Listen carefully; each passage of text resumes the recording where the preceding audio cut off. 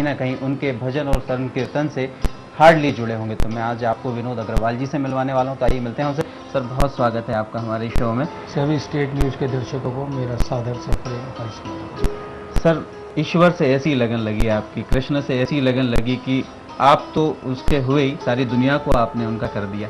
ऐसा क्या था? ऐसा कुछ नहीं, लोगों को लगता ज़्यादा है, लेकिन अभी तक मैं इतना ही जानता हूँ, मैं मंजिल में पहुँचा हुआ व्यक्ति नहीं, जी साधक हूँ, उन्हीं की राहों में चलता हुआ हूँ, राही हूँ। कईयों से 2 कदम आगे हो सकता हूँ, कईयों से 2 कदम पीछे भी हूँ, जी। लेकिन पहुँचा हुआ मैं भी नहीं हूँ। मतलब अभी सफ़र जारी है और बिल्कुल निरंतर जारी चलता है। रहेगा। जी हाँ। बहुत कम उम्र से, यानी 12 साल की उम्र से आपने हारमोनियम बजाना शुरू किया, जी। और कहीं ना कहीं घर में माता पिता भी भगवान उन्हीं कृष्ण का के जी हाँ। मिले, तो उनसे कहीं ना कहीं आपकी लगन, जहाँ तक लोग जानते हैं, हम जानते हैं कि उनसे लगी आपकी, तो वो माहौल जो मिला माता पिता की तरफ से, कहीं ना कहीं उस तरफ आपको करने का ये रुझान हुआ। कहते हैं ना, कई चीज़ें हेरिडिटी में आती है, जी वंशानुगत। तो ये जो श्री कृष्ण का रुझान कह लो, भक्ति कह लो, जी। आस्था कह लो, जो भी कहना, ये मुझे माता पिता से विरासत में मिली है। जी मुझे एक फख्र है कि मैं एक महान माता पिता की संतान हूँ। जी आज जो कुछ भी हूँ उन्हीं के आशीर्वाद की वजह से, उन्हीं के प्रयास की वजह से। जी।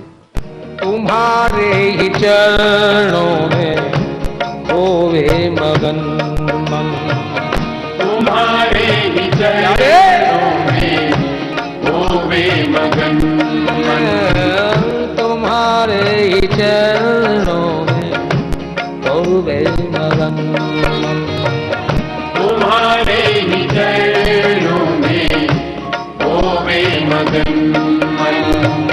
तुम्हें देखने की ललक चाहते हैं, तुम्हें देखने की ललक चाहते हैं, तुम्हें देखने की ललक चाहते हैं।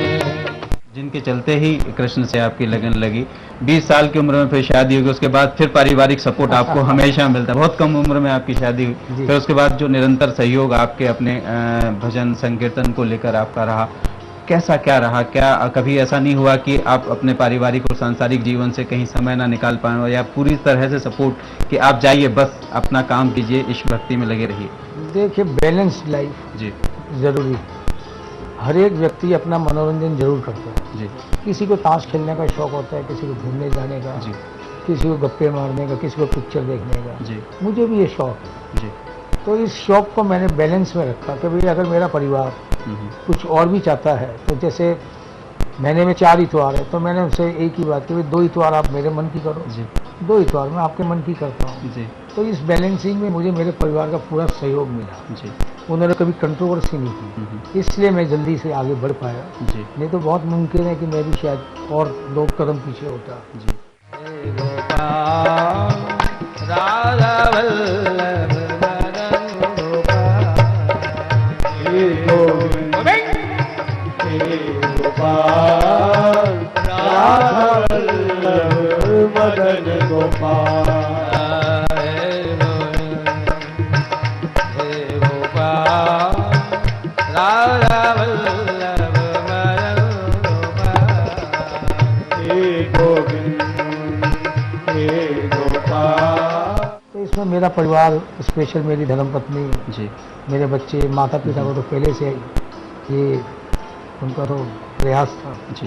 लेकिन एक तरह से कह लें कि आप ईश्वर से जुड़ जाएं और उस लगन में आगे बढ़ते जी, रहिए, वो चाहते थे हमेशा। जी जी, इसको यूँ कहते हैं ना, जीवन में 2 चीज़ आती है, अनुकूलता और प्रतिकूलता। जी जी मुझे अनुकूलता में मोह भी नहीं हुआ, जी और इसे अनुकूलता में मैं उसकी ओर बढ़ता गया। जी कई लोगों को प्रतिकूलता आती है तो वो बेचारे बौखला जाते हैं। ईश्वर की कृपा है मेरे पे जी कि मुझे पारिवारिक पूरी अनुकूलता है। जी। अभी जो आज का सांसारिक जीवन हम देखते हैं, जैसा कि आपने बताया कि पूरा सपोर्ट आपका पारिवारिक जीवन से आपको मिला, जिससे कि आप अपने इस भक्ति में लगे रहे, और अब सारी दुनिया को आपने जोड़ दिया भगवान हरि से, भगवान कृष्ण से। आपको क्या लगता है, जो परिवेश बदल रहा है समाज का, दुनिया का, लोग कहीं ना कहीं भागम भाग में लगे, किस तरह से अपने जीवन को, क्योंकि आप अपने कीर्तन के जरिए लोगों को कहीं ना कहीं वहाँ के दर्शन, वहाँ की राह दिखाते हैं? देखिए, हर एक व्यक्ति तनावग्रस्त है, जी और तनावग्रस्त के 2 कई कारण हैं। मुख्य कारण ये कि ओवर एम्बिशियस, जी महत्वाकांक्षाएं, आशाएं, इच्छाएं व्यक्ति की इतनी बढ़ गई है जी कि एक पूरी नहीं होती, दूसरी पहले खड़ी होती है। जी दूसरी की शुरुआत करते इतने में तो 4 और खड़ी हो जाती है। वो इतना ओवर एम्बिशियस हो गया कि व्यक्ति डिप्रेशन में भी चला जाता है अगर 1-2 आशा भी पूरी नहीं होती है तो। ऐसे माहौल के अंदर एक ये संगीत में जो इसका मुख्य आधार संगीत और शब्द, 2 चीज़ें। हमारे शब्द भी ब्रह्म कहा गया है, स्वर भी ब्रह्म कहा गया है। जब नाद ब्रह्म और शब्द ब्रह्म दोनों मिल जाते हैं तो साक्षात परम आनंद की उत्पत्ति होती है। तो वो आनंद एक बार व्यक्ति को तनाव से मुक्त कर देता है, विचार शून्य कर देता है। तो व्यक्ति उस वातावरण से निकलकर, एक बोझिल वातावरण से निकलकर एक सहज हो जाता है। तो इसमें संगीत का भी मेरा कोई योगदान नहीं है, मैं सामने नहीं मैं तो मानते हैं। ना, क्योंकि ये शक्ति देने वाला ईश्वर है। मैं खिलौना प्रभु हूँ तेरे हाथ का, मैं खिलौना प्रभु हूँ तेरे हाथ का। मेरी क्या जिंदगी मेरी औकात क्या, मेरी क्या जिंदगी मेरी औकात क्या, मेरी क्या जिंदगी मेरी औकात क्या, मेरी क्या जिंदगी मेरी औकात क्या। काम मेरा है बन बन के नित टूटना, काम मेरा है बन बन के नित टूटना, काम मेरा है बन बन के नित टूटना, काम मेरा है बन बन के नित टूटना। तोड़ना जोड़ना अब तेरा काम है, तोड़ना जोड़ना अब तेरा काम है, तोड़ना जोड़ना अब तेरा काम है, तोड़ना जोड़ना अब तेरा काम है। मेरे जैसे जीव की क्या औकात कि कुछ अपने आप से कर पाऊँ। मैं तो अभी अपने आप को उसका इंस्ट्रूमेंट मानता हूँ। जैसे वो बजाता है बज जाता हूँ, जैसे वो करवाता है कर देता हूँ, मेरा कुछ भी नहीं। लेकिन ये ज़रूर है कि संगीत और शब्द, इन दोनों चीज़ में बहुत बड़ी ताकत है और इसका परिणाम सामने देखने को मिलता है। यहाँ आपने बहुत अच्छी बात कही कि कहीं ना कहीं आप एक माध्यम के रूप में काम करते हैं। माता पिता के बाद गुरुजी का बड़ा आशीर्वाद आपके ऊपर रहा जब आपने उनसे दीक्षा ली और फिर पूरी उस मनो इच्छा से आप लग गए अपने संकीर्तन में और लोगों को भी जागृत किया अपने संगीत के जरिए और ईश्वर से जोड़ने की पूरी आपने चेष्टा की। क्या लगता है कि गुरुजी के जीवन का जो प्रभाव है, उनके बताए हुए रास्ते का प्रभाव आपके जीवन में? देखिए, दोनों चीज़ में व्यापारी भी रहा हूँ जी, परिवार चलाने के लिए जीविका भी चाहिए, तो उसके लिए मैंने व्यापार भी किया और अपने कदम इस और भी बढ़ाए। मैंने कहा ना, एक बैलेंस लाइफ हम लोग जिए जी, कि जितना समय परिवार के लिए जरूरी है वो परिवार को ही दिया, जितना समय अपने अध्यात्म के लिए जरूरी है उतना समय अध्यात्म को दिया। तो इस वजह से दोनों काम पूरे सत्य चले गए। माता पिता ने बचपन से ही डाल दिया, गुरु ने तो जैसे आदेश ही दिया कि बेटा तुम्हें पूरे संसार में हरि नाम का प्रचार करना चाहिए। तो मेरे लिए एक उद्देश्य बन गया मेरी ज़िंदगी का कि भाई ये काम मुझे करना है। तो दोनों काम होते गए। आशीर्वाद बचपन में माता पिता का, जवान हुए बड़े हुए गुरु की प्रेरणा, गुरु का आशीर्वाद मिला, माँ बाप और गुरु का मिलने से डबल आशीर्वाद हो गया, परिणाम सफलता। तेरे दर पे आने के काबिल नहीं हूँ, तेरे दर पे आने के काबिल नहीं हूँ। प्यारे, तीनों ही योगों में मैं बिल्कुल फेल हूँ। इस शरीर से कर्म योग नहीं हो रहा, मन से भक्ति योग भी नहीं और बुद्धि से ज्ञान योग भी नहीं। तीनों ही फेल, तीनों ही जगह मैं शून्य ही हूं। लेकिन फिर भी यदि आया हूं तो एकमात्र तेरी ओर देखकर आया हूं, अपने कर्मों को देखकर नहीं आया। क्या देखा मैंने? तेरी रहमत पे मेरे गुनाहों को नाज है। क्यों पापी उतने पाप कर नहीं सकता जितने पाप तेरा एक नाम, तेरी एक नजर उसे समाप्त कर सकता। पूरे विश्व में आपको सुनने वाले करोड़ों की तादाद में लोग हैं और आपकी जो कीर्तन है उसमें बह जाते हैं, यानी कि सुनते नहीं है, हृदय में आत्मसात करके बह जाते हैं। ऐसी क्या लगन, एक सीधी जो जुड़ाव आपके सुनने वालों के और आपके बीच हो जाता है, ऐसी कौन सी चीज़ें हैं जो उस कनेक्शन को जोड़ देती हैं?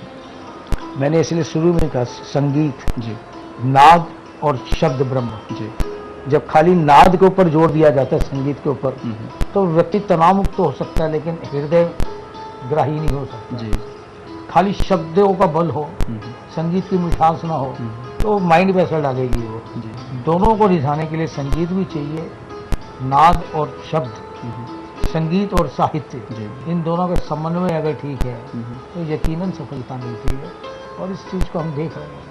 एक चीज और जो उभर कर आती है कि अध्यात्म और धर्म को लेकर कहीं ना कहीं व्यावसायिक दृष्टिकोण और कहीं ना कहीं आडंबर देखने को मिलता है, और वहीं जहां आप होते हैं तो एक बिल्कुल साफ, स्वच्छ और सीधी ईश्वर से कनेक्टिविटी की बात होती है। क्या सोचते हैं पूरे परिदृश्य पर, आपकी जो माहौल आजकल हमें देखने को मिल रहा है और कहीं ना कहीं एक व्यावसायीकरण उस धार्मिक आस्था का हो रहा है?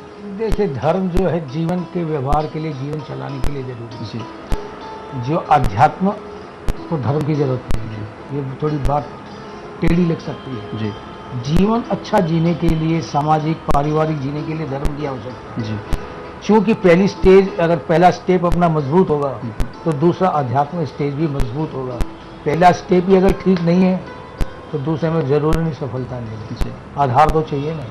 इसीलिए मैंने पहले भी कहा कि बैलेंस लाइफ जिए हम लोग, ताकि अपना परिवार, व्यापार जो जरूरी है, समाज के लिए भी बहुत कुछ किया, जितना बना, जितनी क्षमता थी उसके अनुसार किया। और ये दोनों, इसी को युगपथ बोलते हैं, दोनों पदों से चलना।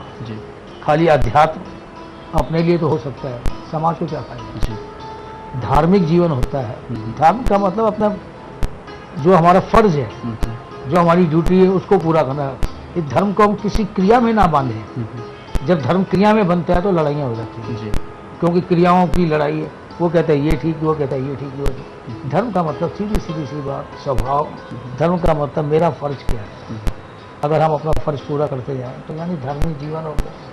और जब वो चीज़ पूरी होगी तो अध्यात्म भी उसी का सधेगा, नहीं तो बहुत मुश्किल। बिल्कुल, यानी कि बैलेंस लाइफ के साथ खुद को साधते हुए आगे बढ़ेंगे तो शायद जीवन सार्थक होगा और कहीं ना कहीं आप अपने जीवन को अच्छे से जी सकेंगे। सफलता सुनिश्चित है। मैं कह रहा हूं जी। न मुझसे ये पूछो मैं क्या देखता हूँ, कृपा की निगाहों की राह देखता हूँ। जो पूछो झुका सिर तुम क्या देखते हो। आप कहोगे कि भाई इंतजार करने वाला तो यूँ देखता है, यूँ देखता है, यूँ देखता है, तू गर्दन नीची करके क्यों बैठा है। बात तुम्हारी भी थी, इंतजार तो है, लेकिन क्या करो। जो पूछो झुका सिर तुम क्या देखते हो, कि एक तन में अपने गुनाह देखता हूँ, कि एक तन में अपने गुनाह देखता हूँ। जब मेरे गुनाहों पर मेरी नजर जाती है तो क्या होता है, मुझे शक गुजरता है तेरी नजर पर। कब गुनाह, जब मैं बेइंतहा देखता हूँ।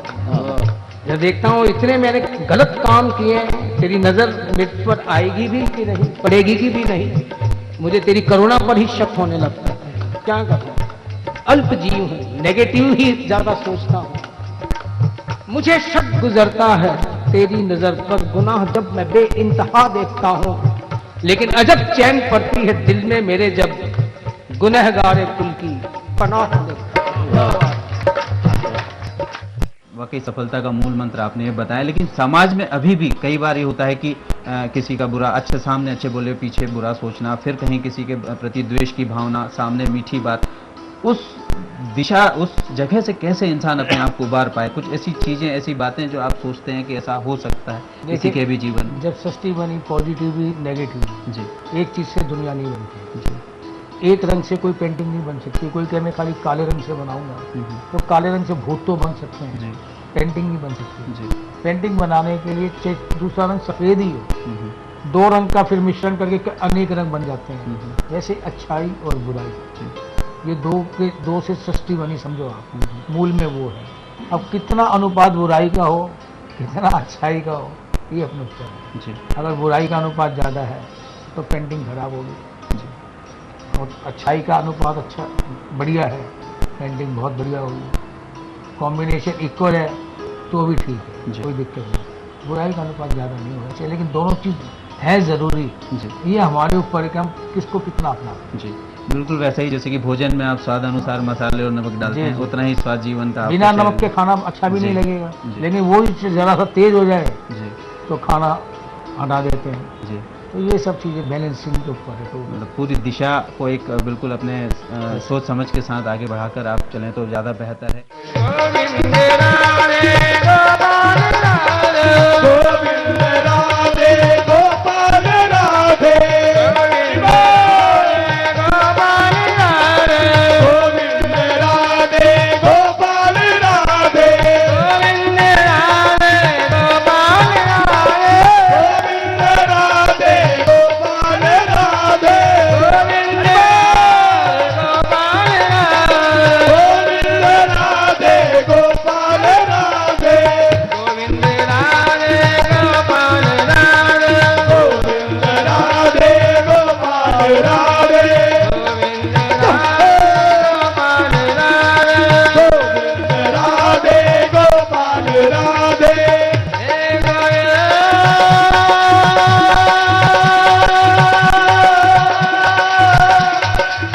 सामाजिक सरोकार जैसे कि आप अपने संगीत और अपने कीर्तन से बहुत लोगों को जोड़ रहे हैं, कर रहे हैं, आगे बढ़ा रहे हैं, कहीं ना कहीं एक जीने का एक अलग रास्ता आप दिखाते हैं अपने संगीत के जरिए। आपको लगता है कि जो दिशा लोगों की अब आजकल हो रही है वो कई अलग अलग तरह से है, लोग किस तरह से कहीं जा रहे हैं, कहीं कुछ कर रहे हैं, सोचते कुछ हैं, करते कुछ हैं, लेकिन वो भी कहीं ना कहीं इस तरह से अपने जीवन को आगे बढ़ा सकते हैं जो बढ़ा सकते हैं। बैलेंस लाइफ आपकी रही।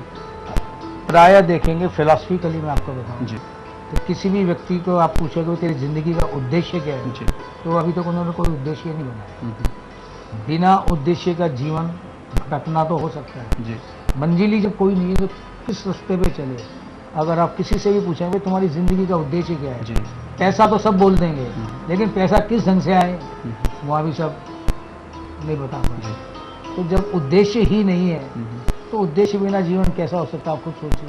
जी भटकाव वाली स्थिति बनी ही रहेगी। दो तीन चीज़ें देखिए, जी। पहली बात मंजिल मेरी क्या है, हम्म, मेरा जो लाइफ का एम क्या है, डेस्टिनेशन क्या है, मंजिल क्या है। कई लोग अच्छा कब मुझे डॉक्टर बनना है, उद्देश्य बहुत अच्छा है, जी। लेकिन उद्देश्य के लिए हम प्रयास ही ना करें हम्म, तो बात नहीं बन सकती, मंजिल तो हमें मिलेगी। जी यानी पहले मंजिल हमारा उद्देश्य लाइफ का, फिर उसके लिए टायरलेस एफर्ट्स, अथक प्रयास, अथक अखंड पुरुषार्थ। जी फिर कई बार होता है कि बहुत कुछ करने के बाद भी बहुत समय लगता है। हम्म, तीसरी चीज पेशेंस, धीरज। ये तीनों चीज जब आएगी वो व्यक्ति जीवन में कभी ना हताश होगा ना निराश होगा, क्योंकि सतत कर्मशील रहने की प्रेरणा है। जी उद्देश्य कर्म किसके लिए, जो मैंने अपनी लिए मंजिल निर्धारित की है। हम्म, मंजिल हो, पुरुषार्थ हो और धीरज हो, जी जिंदगी 100% कामयाब होगी। निश्चित तौर पर और बहुत वाकई बहुत बड़ी बात है। कन्हैया तुम्हारी झलक चाहते हैं, कन्हैया तुम्हारी झलक चाहते हैं, जो छपके न ऐसी पलक चाहते हैं। जो छपके न ऐसी पलक चाहते हैं। सामाजिक सरोकारों को लेकर और बात की जाए तो हर एक इंसान को किस तरह से अपना कंट्रीब्यूशन और करना चाहिए। जैसे स्वयं का जीवन तो ठीक है, वो अपने किसी उद्देश्य को लेकर आगे बढ़ाए, लेकिन एक समाज और देश की बात जहाँ होती है वहाँ किस तरह से वो अपना कंट्रीब्यूशन दे सकता है। देखिए हमारे तीन जीवन होते हैं, एक तो पारिवारिक, जी व्यक्तिगत पहले, पारिवारिक और राष्ट्र के लिए समझे सामाजिक जीवन के जी लिए।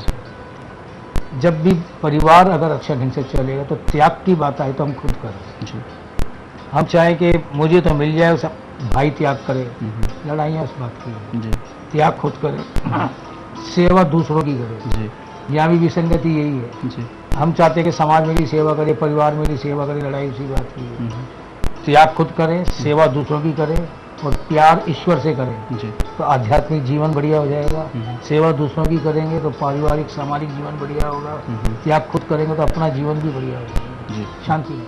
बिल्कुल, यानी कि वही तरीका, वही एक उद्देश्य, एक ही मूल मंत्र की बैलेंस होकर तमाम हर चीज़ों को चीज़, समझ कर चलें आप। नई युवा पीढ़ी के लिए आप क्या कहना चाहेंगे? सबसे ज़्यादा अगर दिग्भ्रमित है तो नई युवा पीढ़ी है और उसे दिशा और दशा दोनों को कहीं ना कहीं अलग अलग देखिए युवा पीढ़ी को दोष देना गलत है। जी दोष देना हो तो शिक्षा और सत्ता।